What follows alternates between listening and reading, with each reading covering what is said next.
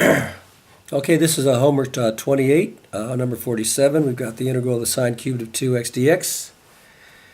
And we've got kind of a problem with this because we can't really do it as this u to the n du, because if we use the sine of 2x as u and 3 as n, we'd have a problem because we don't have the derivative of u, we don't have the du.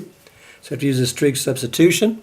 And this is going to be the sine of 2x plus, I'm sorry, sine squared of 2x plus cosine squared of 2x equals 1. So our Pythagorean identity, we'll just solve this for the sine squared of 2x, and we get 1 minus the cosine squared of 2x. Now we'll rewrite this as the sine squared of 2x times the sine of 2x. That's the same thing as the sine cubed of 2x, but now we can make the substitution. And you'll see the reason why we do this is now we have the derivative of cosine as the sine over here, so we can rewrite this as 1 minus, move this up a little bit here, 1 minus the cosine of 2x squared, and we're all set up and we can make this U-substitution. We'll let u equal the cosine of 2x. So then I make the substitution over this integral on the left, and we have 1 minus u squared sine of 2x dx, and we're all set up here, except we have mixed variables. We've got u and we've got x. So I come over here and we take the derivative of u with respect to x, and we get negative sine of 2x times 2 dx dx. We do that implicitly, and then this simplifies to be du equals negative sine of 2x dx. I move the dx over on the other side like we've been doing, then divide both sides by negative 2. Now we've got the sine of 2x. Okay, dx equals du over negative 2, so I can make that substitution. I've got a match. We talked about these before. This matches this, so I can substitute. And there we go.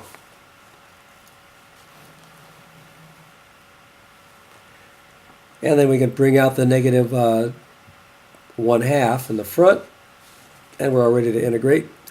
And it's with respect to u, so we could do it as one integral. You could have split this up here at the top and done this as two integrals if you wanted, but it's a little bit easier to do it in terms of one, because the integral of 1 is just u, and the integral of u squared is u cubed over 3 plus c.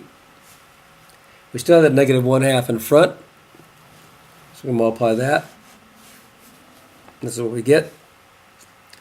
A negative 1/2 u over 2, or I'm sorry, negative u over 2 plus u cubed over 6 plus c. And then we can simplify this a little bit. Put the positive term in front so we don't have the leading minus sign. And then finally we can substitute. This is the correct answer. Is that all right? Okay, the other one that went along with that was number 49. So let me get that up. So you have time to copy this down. I hope this is okay. So here's 49. I've already worked these out because they're kind of complicated. I don't want to kind of fumble through these. So we'll take a look at this.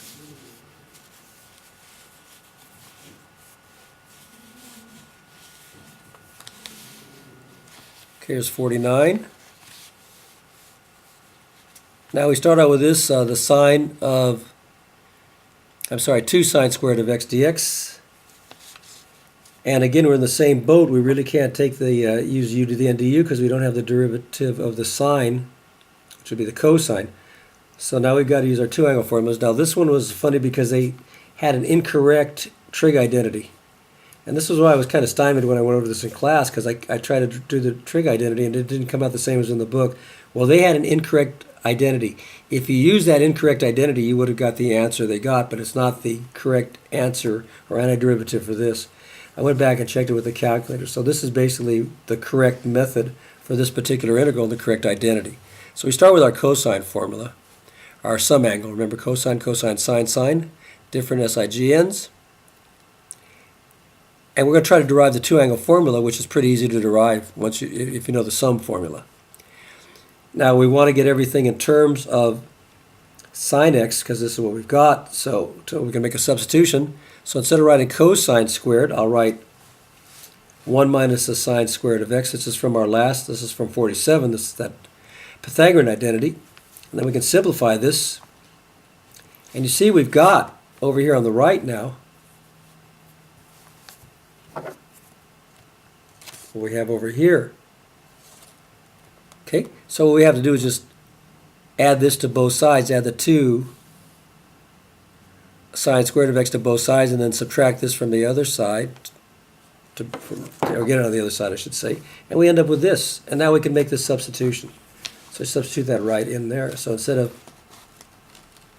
2 sine squared of x, we've got this 1 minus the cosine of 2x. Now this is easy to integrate now.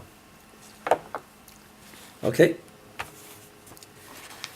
So what we'll do is we use the U-substitution, and we'll let u equal 2x. So we have 1 minus the cosine of u dx, and then again we've got our mixed variables, so we've got to find out what du is.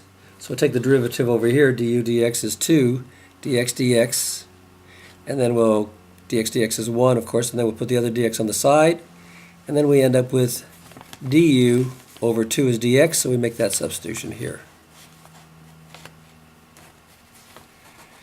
And then we can bring that 1/2 in front, and we're all ready to integrate.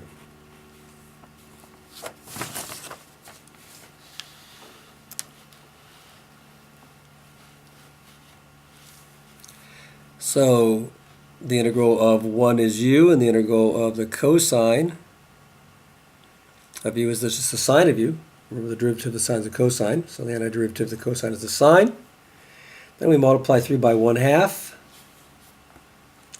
So that's u over 2 minus the sine of u over 2 plus c.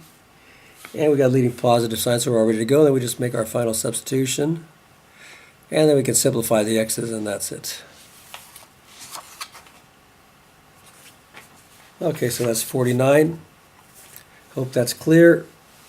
And again, if you have any questions, just email me about these, and I'll answer them right away.